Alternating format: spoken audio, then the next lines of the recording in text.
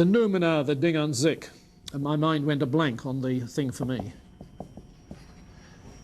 Ding für mich.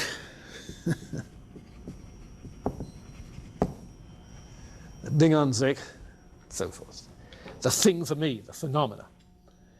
On page, let's see, page 412. Page 412.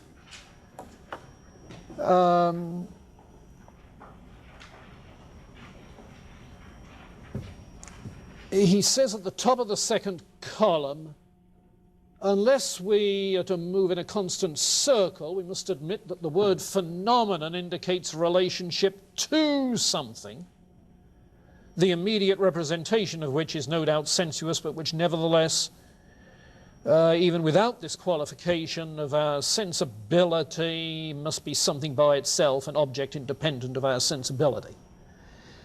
Hence arises the concept of a noumenon. You see, thus far he's been speaking of the way things are for us. For us with our forms and categories. For us through our lenses. You see. But how do we know there is such a thing as a thing in itself? Noumena. Well, you know, he could say, notice the phrase ding für mich, it's still got the ding.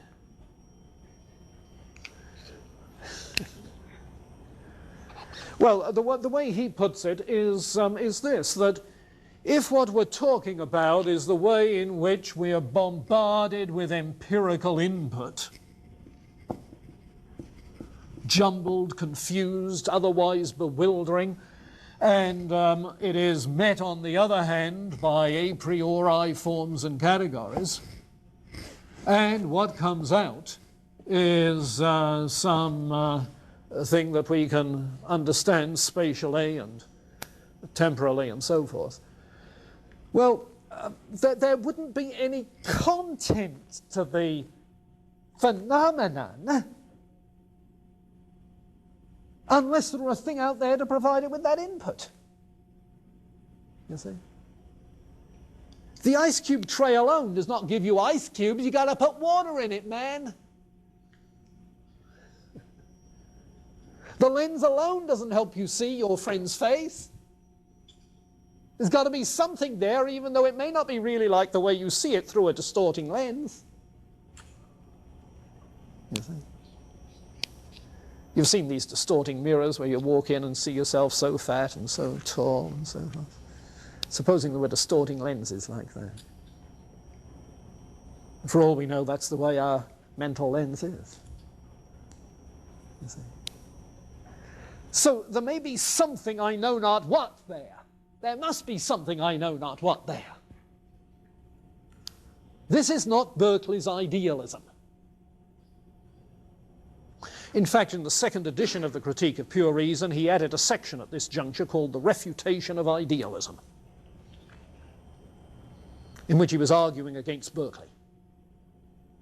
Because in the first edition, he had been accused of being a Berkeleyan idealist.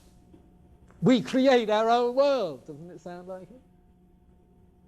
No, but you create it out of the raw material that the world gives you, the real world gives you senses. Yes. So there is something there, even though we structure it in our own minds, in certain ways. So he is then not an idealist, he's a phenomenalist. A phenomenalist does not deny the existence of reality in itself. A phenomenalist simply says our knowledge is confined to things as they appear to us. He's a phenomenalist. There are some passages which at a first reading might be confusing because he uses the word reality in two different regards. He speaks of an empirical reality, which is the way in which it's real in our own experience. Like when somebody is suffering from hallucinations, they're very real to her. you see. And the phenomena are very, very real to us. But exactly what it is out there, we don't know. Science doesn't tell us. Nor can rationalist metaphysics tell us. So the conclusion to the transcendental analytic then is about the phenomena-noumena distinction.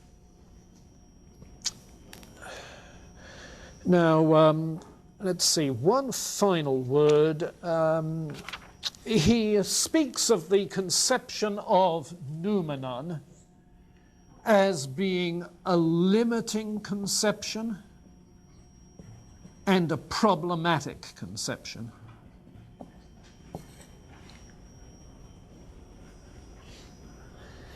It's a limiting conception because it's intended to keep our knowledge claims limited. You see? If there is a noumenon out there that we don't know, then you're going to be modest in what you claim for what you think you do know. Okay. So that's a limiting concept. It's also a problematic concept, in the sense that while it's not contradictory, self-contradictory at all, you just cannot know what it is. It's a problem. It's problematic. That it is, okay. But what it is, however can we know? The problem is what a later writer calls the egocentric predicament.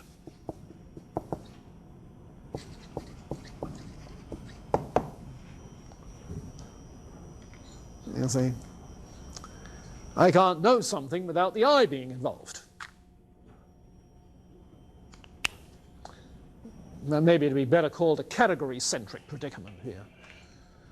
I can't know something without the categories being involved. Okay. Well, this is his epistemology. What comes next in the transcendental dialectic is his look at actual attempts to do metaphysics. So next time we'll look at some of the classic metaphysical arguments and what Kant thinks about them.